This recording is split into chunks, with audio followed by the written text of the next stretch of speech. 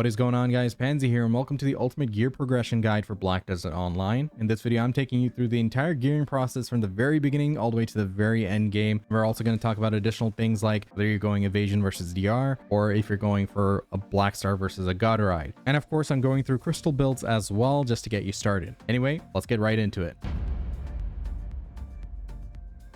All right, let's kick things off with the gear progression guide. As a beginner, you're a beginner, you just started BDO. You want to make sure you're starting off on a seasonal server as a seasonal character. And I would recommend starting at Ancient Stone Chamber. You could start at the other locations, but they lock you into the main story questline for a bit longer and you don't have as much freedom, but it's a personal choice. But whatever you do, you want to make sure you're progressing the main story questline because it rewards you with Naru gear, and this gear is easily enhanceable. You don't need any fail stacks. You can just run it for the most part, and they give you all the stones you need to enhance. So you're going to get the Naru gear and you're going to enhance them all the way up to pen, but not the accessories, just the armors and the weapons. The accessories you can pretty much ignore.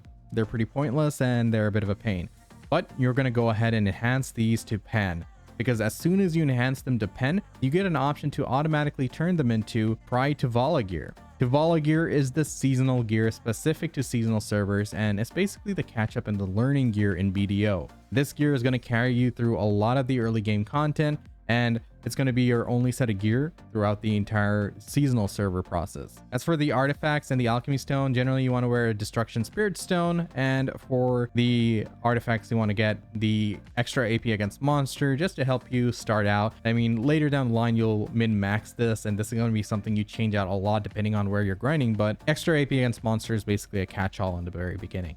You can just socket it with 4 rage light stones, and that'll just give you a raw amount of AP to get started, and will serve you pretty well. So once you do get full Naru and you convert these to Tuvala gear, you're gonna end up with armors which are full Tuvala and weapons which are Tuvala, and you'll still have your Naru accessories. So what you want to do is you're going to exchange that Tuvala orb and you're going to tap them up to duo as you enhance your weapons and armors. Me personally, I like to start off by getting my armors to duo and my weapons to try. Getting to try is pretty easy. You get a refined magical blackstones which guarantee enhance them to try. And that's a really good starting point. So I would recommend doing that, and then get your armors to duo, and as you're enhancing them, as you get fail stacks from fails and stuff, you can use that to tap the duo accessories as well. Generally duos, I usually send it without any fail stacks because you have a pretty high amount of resources when you're grinding on seasonal server, and they give you a lot of the free stuff as well. But you know, depending on how much Tuvala ore you have, if you have very little Tuvala ore, you want to be more cognizant of the fail stacks you're using in order to enhance the gear. But if you have a huge surplus, and you can just send it to do it, don't worry. But this is basically your first point that you want to get to. Now let's talk about the adventure logs. So adventure logs are something you want to do passively throughout your whole experience in seasonal server, and I would recommend before the time you graduate you finish all of them. They are a pain, I am sorry, I know, but in order to get the most out of your account, you're going to want to do them. Look at all the stats you get from doing them. There's a lot of AP, there's DP, a massive amount of HP, and including others which give you even stamina. So these are very vital for your account's progression. These are account wide, so once you do them once, you never have to do them again. But they are a bit of a chore. They're like a off-brand side questing process, which really isn't that fun, but you really do want to get started with them as soon as you can. Especially Barrier of Infestation. This is time gated, so you'll need a few weeks in order to do all of them. So make sure that you get started with this as soon as possible. And for the most part, everything here you can do it in Tuvala gear. There's no requirement of having a high gear score or anything. So ASAP, get it done. If I had to say where you should start out, I would definitely recommend doing Barrier of Infestation as soon as you can, and starting out with Iger Bartoli's adventure log. That gives you a lot of AP, and Deeves has a lot of items you need to pre-order on the marketplace, and that could take time, so I recommend you get those pre-orders in as soon as possible as well. But for the most part, do all of them, guys. Please just do them. And now moving on to the final stage of the early game, that is going to be full pen Tuvala. Good job if you get here, because now you've unlocked quite a bit of content for you to enjoy in the early game, and there's a lot of spots you can grind. People underestimate what you can do as full pen Tuvala. They just sit as Centaurs or Kratuga. But realistically, I've seen plenty of Megus on Arsha just sitting at the Star's End pillars, and that needs a lot more gear than you see here. Me personally, I've taken my Mystic on seasonal server all the way to Underground Sakraya and was able to grind pretty well. I was pulling at least 9 to 10k trash loot once I got efficient with it. This was awesome because that used to be a spot where you needed at least 20 more AP back in the old days to even think about starting, and even at least 15 more DP. So, you know, you can do a lot of things in the game at this point, and I definitely recommend you start exploring the game, not just confine yourself to one spot. And also consider joining a tier 1 node war guild, because the barrier of entry into node wars is very minimum. You can hit a lot of these early tier 1, 2, and 3 caps with very little gear. You don't need 700 plus gear score in order to enjoy PvP in the game. And that's what this game's all about. So I 100% recommend you find yourself a good and active guild which engages in content that you're interested in and you enjoy, whether it's PvP or group content, PvE, or even life skilling. So absolutely make sure you embed yourself in the community of BDO, because that's what it's all about. Now, in terms of going for the full pen Tuvala, which order you should go for is kind of like this. So me personally, I usually start out with the weapons and I get them all to Tet, then I do a pen roulette. But while I'm doing that, I'm enhancing the accessories as well, because you need stacks for them as well. Make sure when you get them to try and Tet, you go get your free stacks. But in regards to what order you go here, there's a few things you want to keep in mind, because you get 1 earring for free and 1 ring for free as you progress through the seasonal pass. So you don't need to enhance 2 earrings or 2 rings. It's just one ring, 1 earring, 1 belt, and 1 necklace. So me personally, I'll start off with the necklace and then I'll just do any of the others. It doesn't really matter which order you go here. So while I'm tapping for pen weapons, I'll also be trying to tap for that pen necklace here. In terms of armors, once you do that, you can generally get everything to try first, and then you should get everything, start going for everything Tets, and then do a pen roulette usually. But if you want any specifics on what to go for exactly, I would generally start at gloves, because they give you accuracy, armors, then because they give you a lot of stats, then helmet and boots you can do at the same time. So no real specific order there, but that's generally the order I would go if I had a choice. But usually I just full send it. You get a lot of materials in seasonal that you generally won't be in that order. You're just rouletting everything and they're going through. But this is my guidance in terms of which order I'd go to get to full pen Tuvala. Now, as you can see, these stats are quite high thanks to all the journals. I enabled all the journals because I want you guys to do them. You have to do them. They're such a big difference. And people say, but the new players don't have journals. New players can do the journals, man. Nothing's stopping you. And also, crystals, progressing your crystals is pretty important as a seasonal player, because you might start out with very basic ones, but crystals are a huge amount of your damage and your power in this game. So make sure you start going for those rebellious crystals and eventually start saving towards the Macalods and stuff. So you don't have to rush them, but you can consider getting those early on, so you'll have them. But remember, if you die, you have a risk of losing them. So you want to get to a point where you're comfortable with your class, and you know if you're in danger, you have the instinct to get out of there, use your iframes, use your protections, or even V out and keep yourself safe. All right, let's talk about the crystals you should be aiming for in the very beginning. These are very cheap and affordable crystals, and some of them you might have to put up a pre-order for, but they are attainable at a very early stage of the game.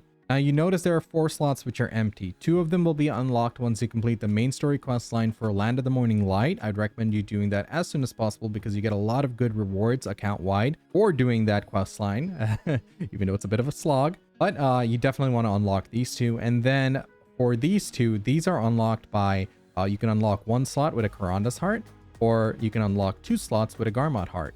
I recommend getting a Karanda's Heart as soon as possible. Just go to Stormbringer Karanda. It has to be the Stormbringer variant of the boss.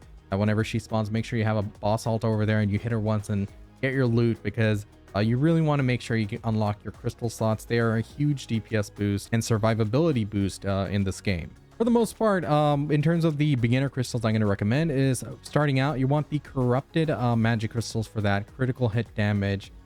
These are really good. 2 set gives you an additional 2%, and each of them gives you 10% each. So they're a really nice damage boost.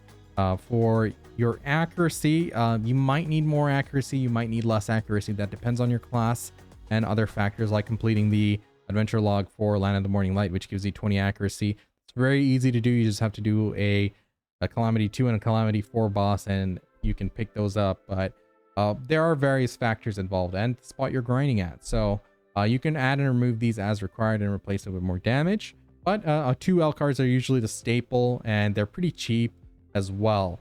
Then you want to get your Glorious Acrad. These are really nice because they have an additional 1% attack speed and casting speed each, and also give you monster AP and accuracy. So these are really nice to have. Make your class feel a lot more fluid and snappy when you get that attack speed going up. For the Primordial Crystal, I recommend a Gearin's Fragment. This is the lowest version of the Gearin's Fragment compared to the coveted Gearin's tier, which is like 6 bill worth. But this is only worth 466 mil as it shows here, or around 500 millish. I don't remember the exact number, but they're really easy to just pre-order. Just make sure you put that up and you'll get it. You'll get a massive amount of stats from this: 10 monster AP, 10 monster DR, and 3 accuracy. So that's huge. So make sure you get that as soon as you can. And if you did need more accuracy, a Jin Viper would come in with the 20 accuracy there. And I recommended or combined Magic Crystal Hooms because Han Hooms, they give you a good amount of survivability. This is the stage where I'm assuming you don't have your journals done, because a big difference between someone who's a veteran player in seasonal and a beginner player is the journals, because the massive amount of HP you get from it is huge. HP is a very important stat in this game. It's probably the most goated survivability stat in the game. So just in the beginning, to make sure you're a bit more comfortable, I'm recommending you get Hooms, and then you can replace this with more damage as you progress through the game. There are other crystals, like you can get any of these endgame crystal builds, mid-game or endgame builds from the very beginning. But if you're a new player and you're not very comfortable with the game, dying and losing crystals is going to suck. And some of these crystals, like the Rebellious crystals, they cost 1.8 billion each. Gearin's tier costs 6 billion. Maclods are like 1 billion each. So they can be pretty pricey. I just want you to start off in a very safe and comfy manner, so in case you do lose anything, that's only like an hour worth of grinding. Now, before we resume with the video, I want to give a huge shout out to Invicta Gaming, because there was a time several months ago when my game used to black screen and crash out, and there was nothing that I could do to fix it. I've tried everything. I worked with support, and you know, all the suggestions they've given, I tried, and nothing was working. Bottom line was, I built my PC myself, and it was the first time I ever built anything. So naturally, I made some mistakes, and I needed someone to go in and overhaul everything and make sure everything is in line and behind the scenes. And you know, Invicta is the only one who stepped up, and they solved the issue. And not only that, they greatly increased my FPS in BDO. I have a video of the before and after, which is absolutely nuts, because now I don't even think about going to optimal mode. I grind in full remastered and get the same trash loot that I would get in lower graphic modes. Like, you know, BDO is all about FPS equals DPS, but you know, I'm at a point where I can enjoy the game, get the maximum FPS, as well as enjoy the beautiful graphics of the game. So Invicta offers optimization service. Use my code Pansy and the link in the description down below. Get 20 off your first optimization service, but they also do a lot more. They build PCs for you. If you see some of their builds, they're like something out of a sci-fi movie. Even Choice got a build from Invicta, and it looks absolutely insane. And you know, they can build a PC for you, or they can just be build consultants. They can just provide consultation service, look over your parts you picked, make sure you have the right ones, make sure everything's compatible, and provide guidance. As well as if it's your first time building a PC, they can even guide you through the process of building the PC. So yeah, Invicta Gaming, once again, huge shout out to them. Check them out in the description down below. All right, congratulations, you have completed the early game once you decide to graduate from the seasonal server. Hopefully you have all your journals done, or some of them, and you can do them, you know, whenever you feel like it. It's not a hard and fast rule that you have to do them immediately, but get them done. I'm going to keep repeating this through the whole video. Get your journals done. That's important. But by now you have full pen Tuvala. You probably have a decent amount of crystals and a cash saved up. And now you might be wondering, as soon as I leave the seasonal server, what do I first buy? So that's what we're going to talk about right now, the post-season progression. So as you graduate from a seasonal server, you get these seasonal rewards, and some of the most important items to pick up there are the pen capoches, because these are equivalent to TET accessories. These are huge. So especially as a new player, getting that pen capoche necklace, that's going to be priority. And if you've already done a seasonal server before, then you want to get the ring, the belt, and then finally the earring. But for the most part, these are really important to get, and they really boost your early game progression. In terms of where you're spending your silver is going to be like this. First thing you want to buy is going to be your weapon. If you're an awakening player, you play the awakening spec of your class, you want to buy the awakening version. If you're a succession player, you want to buy the succession, the main hand weapon. That's in this case, we're looking at a mystic, that's going to be the gauntlet. So buying a Blackstar right off the bat or a duo Godr-Ayed, they're about the same price in most servers. If they are, go for the duo Godr-Ayed. Okay, get the cheaper one. Or, you know, honestly, starting off with a duo Godr-Ayed will take you all the way to the very beginning of the late game. So absolutely, absolutely pick up your Blackstar weapon or Godr-Ayed weapon, and that will carry you a long way. Now, before we move on from the early game, I want to talk about the dailies involved in BDO. Once upon a time, we had none, but now we have dailies, we have weeklies for various things, and for the most part, they're optional. One important one is going to be the Jatina pen accessory. It's going to take you quite some time in order to get the materials to get to the final stage, but it's very important you start as soon as possible because it's something you passively complete while playing the game. For example, 3000 kill quest. You're already grinding at random spots, then might as well pick up the quest, might as well turn it in every day and chip away at it, because at the end of it, you're going to get the crescent ring at pen. You know, you'll slowly progress it through Pride, Duo, Tri, Tet, and Pen. And you can't equip this on the seasonal server, but once you're out of the seasonal server, you can equip it immediately. So you can hopefully you'll get it to the Tet stage or the Pen stage by the time you're done with seasonal, and that's going to really boost your progression. And it's really good to have. It's very important. People say, hey, you can just grind out the silver and just buy it. True, but this is going to be cheaper, and it's going to be something that you're going to be doing passively in the long run anyway. So since you're not bound to a specific grind spot, and since it can be run throughout the whole progression of your early game in seasonal, just get it done, guys. Just get it done. Now, talking about the off end here, you see, I decided to recommend going through the guaranteed Jatina pen system. You upgrade a Tet Kudum through various stages all the way to 5, which is equivalent to a pen, and it turns into a pen Kudum. Once you start the Jatina guaranteed pen progression method, you'll get it from 0, 1, 2, 3, 4, and 5.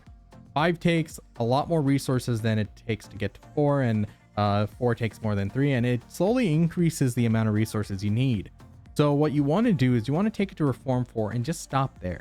It'll save you a lot of money, and it's a good point to be at because it has the same exact stats as a pen Kudum.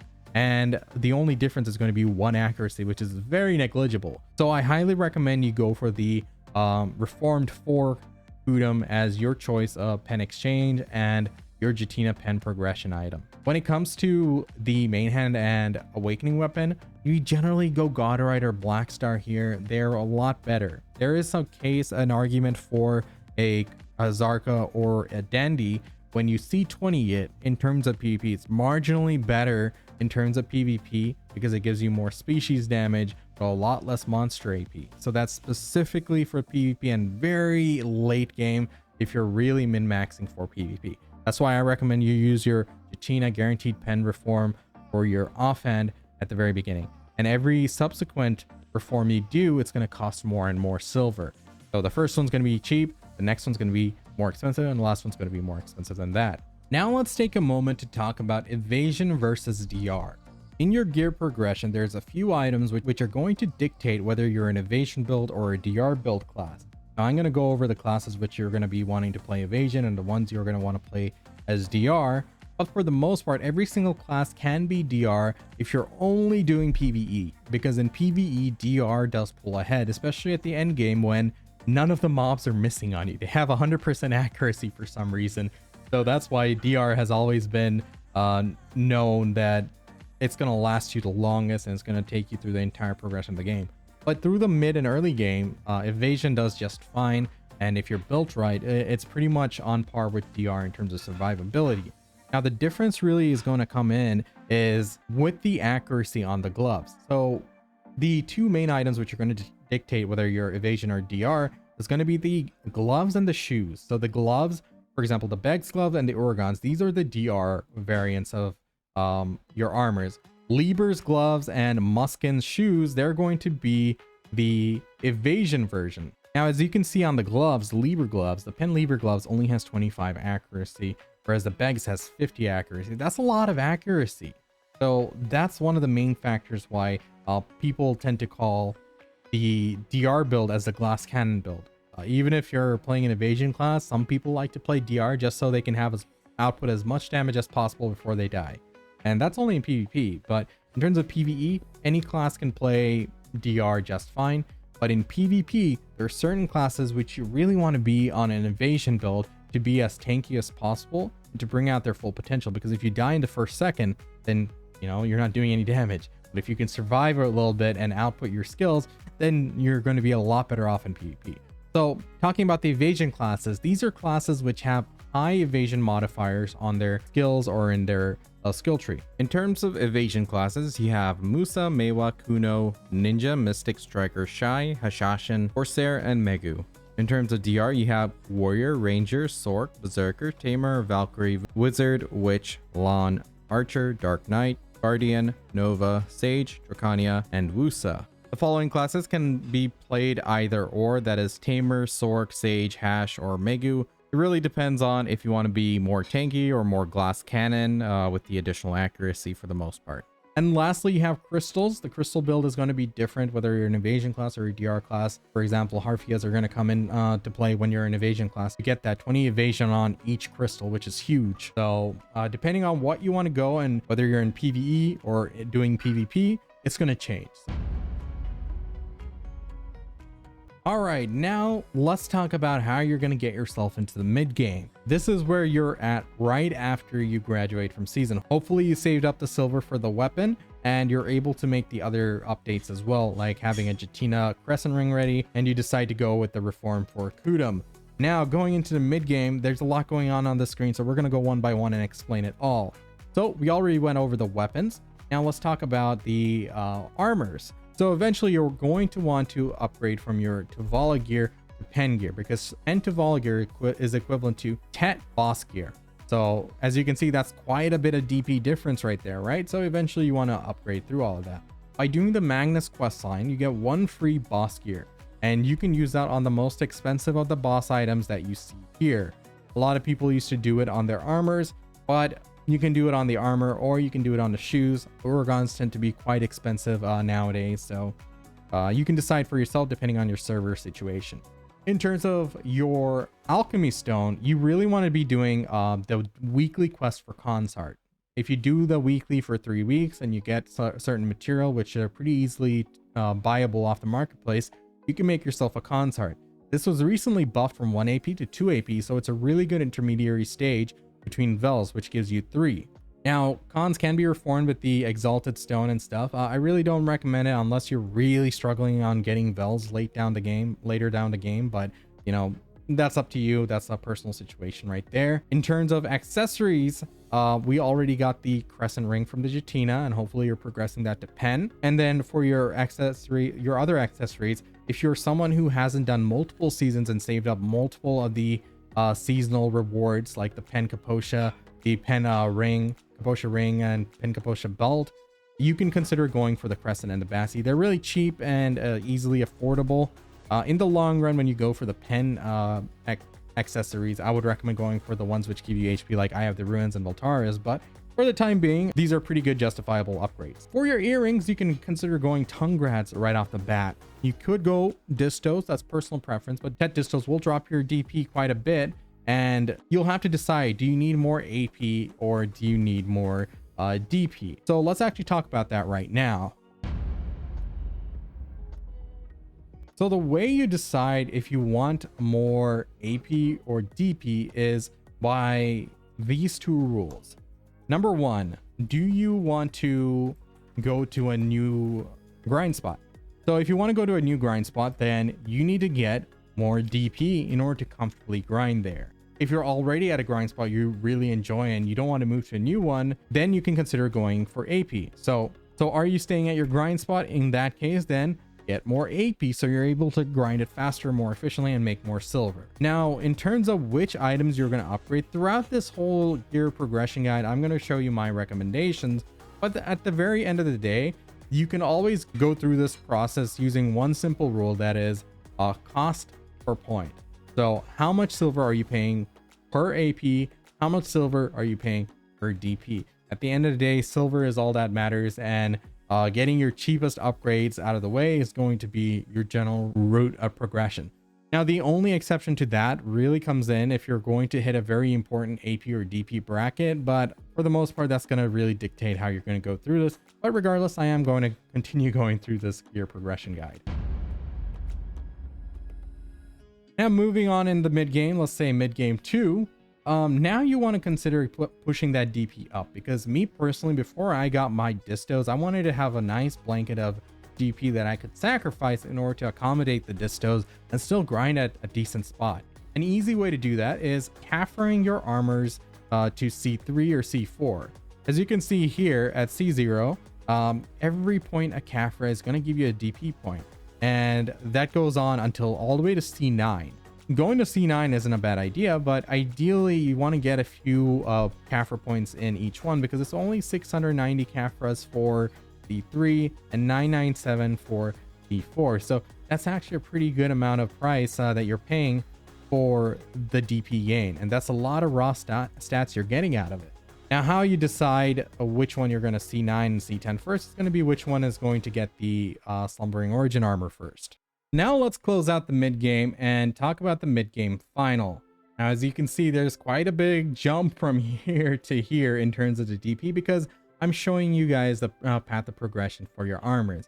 Eventually, you'll decide which one you want to take to C10, and that's going to be the first one to go into the Fallen God or Libresca, Dawn's Glove, whatever.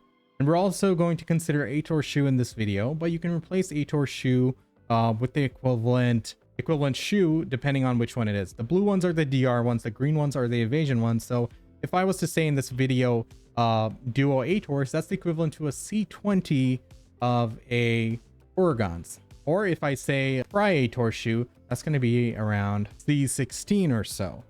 So anyway, just because of the longevity of this video, I'm going to go ahead and start considering Ators, but you guys know you can replace that with Oregons or Muskins and the equivalent Caffras there is. But generally, if Ators isn't out by the time you're watching this video, you're going to have this around C9, and you're going to just wait there. Me personally, I went ahead and Caffra'd because I needed the DP in order to grind the high-end spots, and it worked out in my favor. People months ago used to tell me, hey, Ators is coming out, don't waste your Caffras on C20, but I'm like, I need the DP in order to go grind like Thornwood, Dekia and stuff, but it worked out for me. So personal preference, personal choice, your situation might be different than mine. But in terms of the armors, that's generally what you're going to do. You're going to slowly progress towards each one. The Fallen God armor and Libresca, you should be able to buy the flames. The Dawn's Glove, you can get it yourself or you can just buy it. They're pretty plentiful nowadays. Once upon a time we had to get pre-orders on them, but not anymore. So make sure you guys get those and immediately get it to Pry, and you can raw enhance to Duo, so you don't need to be wasting any Cronstone. So slowly progress all your armors to Duo. In terms of your weapon, you want to have a Godr-Ayed on both your main hand and your Awakening for the passive stats. Even if you're not playing Awakening and you're playing Succession, you'd still want the passive stats from the Duo Godr-Ayed. Every little bit counts, and you know, it slowly goes into your overall progression, right? More silver per hour, more kills per hour, etc. And yeah, in terms of your accessories, we already went over it, but it might look a bit different if you are more experienced and have previous seasons involved, or if you are going for that double disto right off the rip because you want to grind at a meme spot forever. Trust me, we have the Kratuga Andes and the Centaur Andes even now after the recent nerf to Kratuga. While we are talking about the mid game, let's take a little detour to look at the crystals that you should be aiming for. Definitely Corrupted Magic Crystal still. You do go for the other variants later down the line. That is the Crystal of Mysterious Darkness, but that's only at back attack spots. Grind spots where you're exclusively getting back attacks, this is actually really huge. But if you're not, then the Corrupted Magic Crystal is a really good catch-all and serves you well. You still want the Agrads, Elcars, and Vipers. You can mix these up, like 2 Vipers, 1 Elcar, 2 Vipers, no Elcar, whatever you want, depending on your class and where you're grinding and how much accuracy you need. In terms of accuracy, actually, one important thing, you can use the PvE hit rate calculator here in Garmont.com to take a look at your accuracy. So obviously I didn't have my consumables included in here, so we're going to be a bit off, but if you include all your consumables, all your crystals and everything, you can see exactly how much accuracy you need at each spot. Or for example here, I'm over accuracy and I have too much accuracy for the spot. So a very useful tool. Now coming back to the crystals, once again, the accuracy we just talked about. Then you have the brutal decimation crystals, which give you monster AP and 1% back attack damage. That's really nice. And you want to go for the ultimate Maclots because that's just a lot of AP. AP is king. You want to hit the AP cap as soon as possible in grind spots so you're able to min-max further with species damage and stuff to push your trash loot even higher. In terms of the fragment, Gurren's fragment is king. You can go for the Gurren's tier in the future if you really need it or if you really want to. And remaining slots for rebellious. These are really expensive, so whenever you're comfortable using them, you can start using them. I've lost a lot of these. Trust me, they break easily, so be careful. But yeah, that pretty much rounds out the mid game. And of course, I'm considering you have a Karanda's heart instead of a Garmot's heart because, you know, those are really hard to get, but eventually you want to work towards one. So when you're at the mid game, you're going to be thinking about cups as well. So for your accessories, you have multiple options here. One's going to be HP, one is going to be DPS. For your earrings, you only have one option. That's going to be AP. For your belt, you have two options again. One is going to be DR, one is going to be AP. So when it comes to which ones you're going, it is personal preference for the most part, but I really recommend you guys go for the HP variants and the DR variants at the late game, at the very end game, when you have a lot of risk going into a grind spot. When you're at Decade Thornwood and those mobs can nuke you down. Overall, you're going to have to decide for yourself. Do you want more survivability or you want more DPS? Early game, until you get to the point where you're thinking about Dekia, I really think it's fine for you to have the DPS variants. That's okay. But once you do get to the point where you're switching to an Pen Eye of the Ruin Ring, double down on the HP. When you're going to the Pen Voltara belt, double down on the DR there. So until then, I think it's fine for you to go the DPS route. It's a very marginal difference, but that's a difference nonetheless. Personal preference, I would recommend HP because it is just so goated. The longer you live and you survive and not die, the more DPS you do. Now, in terms of acquiring the cups, you can either farm it yourself if you're already at that spot and that's your best grind spot, or you can just go ahead and buy it. They're not that expensive, but there are some of them are on pre-order depending on your server. So just keep note of that and plan ahead. All right, now let's talk about the late game. Now, this isn't the end game. Remember, late game and end game are going to be two separate categories because of the way gear progression works in BDO, and it's exponential kind of. So anyway, let's talk about the late game, and we're going to split up these next two builds based on DP and AP, and I'm just going to explain where those upgrades come from. You don't need to do all your DP at once, or you don't need to do all your AP at once, but it's just good to understand where you're going to be working toward based on the grind spot you want to be living at pretty much and the grind spot you enjoy grinding at. For me, it was Gyphins. Gyphins carried me through a long portion of my progression. So whichever it is, you know, you want to make sure you have enough DP that you're comfortably grinding there and then pump up your AP in order to be more efficient. So let's start off with the DP first. So in terms of DP, you're going to get duo Slumbering Origin armors. Now, of course, here you could have a C9 Orgons or C9 Muskins while Ator Shoe isn't out. But once it is out, you want to go for Pry and Duo, just like the rest of them. So you want to make sure everything's at Pry first, and you want to raw tap to Duo. And that is a way to build stacks, but also a way to cause a lot of frustration. I've heard plenty of people going like 0 and 20 for their Duo armors and stuff. So people do consider just buying the duos right off the bat instead of actually C10A and a boss armor and then getting the flame and everything. It is viable to just buy a duo god armor because they are available on the market. So it's a personal choice there. You decide for yourself. Me personally, I liked having my names on the name on my gear. So for most of my gear that are at Pen stage or Fallen God armor stage, they're all made by me. So that's pretty much where your DP comes from. And remember your art as well, your alchemy stone as well. You get the exalted variant, which gives you another 4 DP. So there's two stages, blessed and exalted. Blessed gives you 2, exalted gives you 4. And you can do the same thing for Khan's heart if you really want to, but you'll be missing out on that 1 AP and stuff. So you know, that's personal preference. Me, I'd get the Vels. Vels is a lot easier to get than Garmot, that's for sure. Now let's talk about the AP gain. So AP, obviously the distos are coming in, and that's going to be a big portion. Hopefully by now at least you have Penjatina here, because I was very late. I did not want to do a daily at all. So I was like a year later, I finally finished it. So that's going to be really huge there. And in terms of your offhand, by now you're probably going to be at the point where once you get your slumbering origin armors out of the way, you'll probably need somewhere to send your Kafras. So once you're at that point, you can consider getting this to Reform 5 and getting a Pen Kudum and C7ing it. That's a 4,800 Kafras, but that gives you a pretty sizable amount of gear score. You get 3 gear score, 1 AP, 2 DP. And eventually this is going to be where your excess Kafras are going to be going.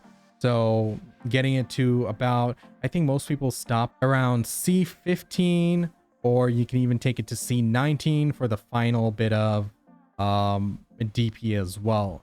So personal preference, C13 is the second AP point, but C15 will give you 4 more accuracy. So these are all minor differences, but if you have nowhere to send your Kafras, then it's perfectly fine progressing your Kudum. The difference between a Pen Kudum C20 and a Pen Blackstar, it is minute. It's only in the extra monster AP and the monster DR, but BIS is still BIS. So, you know, some people just keep it there at C20 and just call it a day, but others will progress past it, and that's a personal preference right there. But all in all, that will cover your AP gains here. Now let's talk about the final stage of the late game. By now you'd want to round out yourself and your build and get towards the 700 gear score almost. Try Godr-Ayed will last you a long time, and we'll talk about the difference between a try and a tet right now. If you want to enhance a Godr-Ayed from base to pen, it's not recommended because it's oftentimes way more expensive than enhancing a Blackstar from tet to pen. The advantage of Godr-Ayed is obviously that you have an intermediary weapon, but the way I recommend is if you really want to have that intermediary weapon, go buy a tet Godr-Ayed at min price or close to min price and enhance that.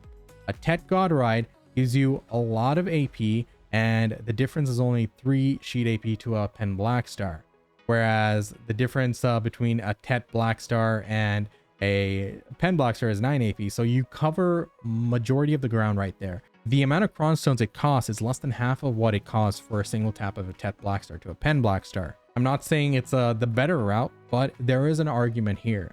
Me personally, I hate waiting for costume pre-orders to fill, and you know, it takes like 3.6 premium costumes per a single tap of a tet Blackstar to a Pen Blackstar, whereas it takes you 1.8 for each tap of the Godr-Ayed. So for me, it made sense to go the Godr-Ayed route because I wanted to play Awakening versus, even though I had a Pen Blackstar on my hand, I wanted to start playing Awakening classes. So getting that tet Godr-Ayed was a really good intermediary weapon, and it costs less Cron Stones per tap, and it worked out for me. If you're looking to min-max and go the cheapest route, probably better off buying a Pen Blackstar. But if you don't want to buy a Pen Blackstar, enhancing a tet Blackstar to pen is probably the cheapest route to get one. But there is an argument for having a tet Godr-Ayed and buying a tet Godr-Ayed outright and enhancing that. Just don't be enhancing a base all the way to pen, because that'll take you a lot of resources and it'll also consume stacks along the way. It's just more expensive in the long run. Now let's talk about how you can get to the 700 gear score mark without needing Cron Stones. So assuming you have Try Godr-Ayed armors, this setup here will get you to 700 gear score. All your journals are done. You have every upgrade here pretty much rounded out. So this is equivalent to a C20 on the Urgons, which, you know, Duo A Tours is the same stat there. So just keep note of that. You have the Jatina Pen Crescent.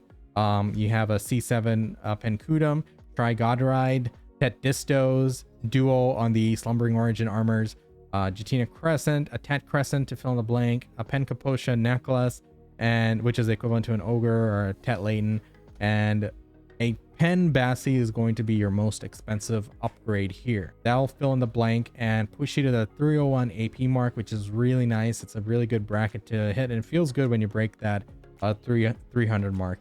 And for DP, you'll this setup with a C20 Orgons on the shoes or a Duo A Tours, it'll get you to 400 DP. in the DR build. And if you really want that 4-1, you can put on a hunter's costume specifically for PvP, because the fall damage reduction is huge and it also gives you 1 DP, so that'll put you at the 4-1 bracket as well. Now this stage here is what I would consider almost like, you know, a little over the new soft. Now let's talk about the crystals at the late game. I know I wrote end game here, but pretty much late game. By this point, you should have your crystal bill sorted out. You don't have to use your Gearins. You can replace the Gearin with another Gearins fragment, the lower tier version, or you can send it and use the Gearins tier, personal preference. But this is pretty much your final catch-all build. When you go to Dekia Olins, when you grind regular Olins, when you grind Dekia Thornwood, like, it changes the build here, but for the most part, if you're grinding a general spot which doesn't have any resistance requirement, this is going to be pretty much your build. And you'll switch this out for the mysterious darkness crystals if you're at a back attack spot. But for the most part, yeah, this is what you're looking at. You could, if you don't need the accuracy, you could even go for more attack speed with the Alucas as well. Some classes don't need a lot of accuracy, like Awakened Witch has very insane accuracy modifier, so a lot of times I don't even use a Viper in my build. But for the most part, Ultimate Macalods, Rebellious, Acrads, Vipers, Decimation, Gearins, Dark Red, Fang Valor, and the variations I mentioned. This will pretty much be a solid place to be at. Now you are at the end game. You're looking to progress past that 700 gear mark. 700 gear would have been awesome last year, but now, sorry, most of us are at 720, 730s. You've fallen behind, so you need to keep pushing in order to keep up. So how you're going to do that is going to be like this. Obviously your weapons, you're going to start pushing towards that Blackstar or Godr-Ayed, whichever route you go, as I mentioned earlier. But whatever it is, you're going to start pushing those up. In your accessories, you could get Pen Pansy and you could get Pen Crescent Ring, but honestly, I recommend you guys go with the HP variants. So that's going to be the Voltara's belt. That's going to be the Eye of the Rune Ring. And instead of putting the cups for DPS, you're going to put the cups for HP, because HP is such a goated stat in this game, and do not underestimate it. It is really important. So if you have the option to save up like another 20 bill in order to get the HP variant, I would honestly recommend it. So anyway, pen on the boss weapons here, pen on the accessories. This could be Ogre, Latents, whichever, or Tungrad, whatever you want. But for the most part, these three to pen is going to be key. These two distos are fine, and you can even go for the Narcs if you're really hunkering down at a Kama Sylvia spot, so you can make use of that. In terms of the gear is just going to be a straight up upgrade to Tri. So Tri armors, right, all around. I left the Aetors at Duo because this is equivalent to a C20 Orgons for now, but in the future, once it does get released, that'll also go to Tri there. For the most part, weapons, you want to flesh it out to the point where you're full pen Blackstar, triple pen Blackstar for everybody. Woohoo. But that's generally going to be the goal right there. And you're going to be at the point now you're really min-maxing where you get your damage from. So your crystal build, your Lightstone set. Me personally, like, I'll switch from Vicious Shadows to a Death Blow to the Wild Kama Sylvia, depending on what character I'm playing and which grind spot I'm at. So having multiple sets of artifacts and Lightstones is important. You want to make sure you're min-maxing your DPS wherever you can get it. And finally, the build towards hard cap, it's going to look like this. So by the time you're at this point, you have your full pen Blackstars and your armors. You're going to progress them to Tat, and you'll be on the long grind of the Debos. So you have the Debo neck, belt, and the earring. I recommend doing earrings passively along with your friends and stuff, because you're in for a very long grind, and, you know, just mix it up. I mean, if you want to live at one spot, by all means, but the drop rate is abysmally low for the Debos. I think on Dekia Ash, it was like around 1 every 3 hours for a necklace and stuff. And the earrings, 1 hour every 3 hours or so, I believe. But like I said, that's going to be a very long grind. And when you start enhancing these, the TED attempt is like, what, over 11k crons or something? It's absolutely bonkers. So by the time you're here, you'll know what you're doing and you'll be in it for the long game. I replaced the other Jatina Pen Crescent with the Eye of the Ruins Ring, and you can take that Jatina Pen and change it in, trade it in for a Pen Narc. So You know, personal preference on how you're going to do your build. By this point, you're well past me and you know what to do and how to do it. So, you know, all on you, but this is going to be what it's going to be looking like. Your end game is going to revolve around you going for the debos, or you're going for your PvP switches. So getting triple, like this is actually a meta where people are using triple pen accuracy accessories with triple pen debos, and that's where the end game's at right now. Like getting those switches and everything and having multiple builds so you can play your classes to the best potential. That's where you're going to be spending your time. All right, guys, that's it for this video. The gear progression in BDO is a very long journey. People call it a marathon, not a sprint.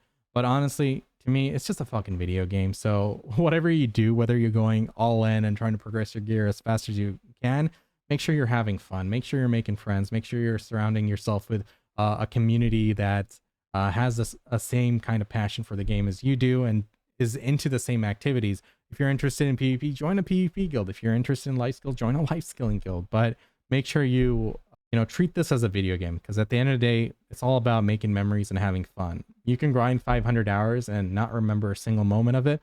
I think that's a true waste of your time. Whereas if you're enjoying the grind along the way, going to node wars, having some epic moments, having fun with your friends, going up, getting up to some shenanigans and doing silly stuff and making memorable memories for you to carry on through the years to come. I think that's what gaming is all about. That's what MMORPGs are all about. So, whatever you choose to do, make sure you treat it as a video game above all and touch some grass.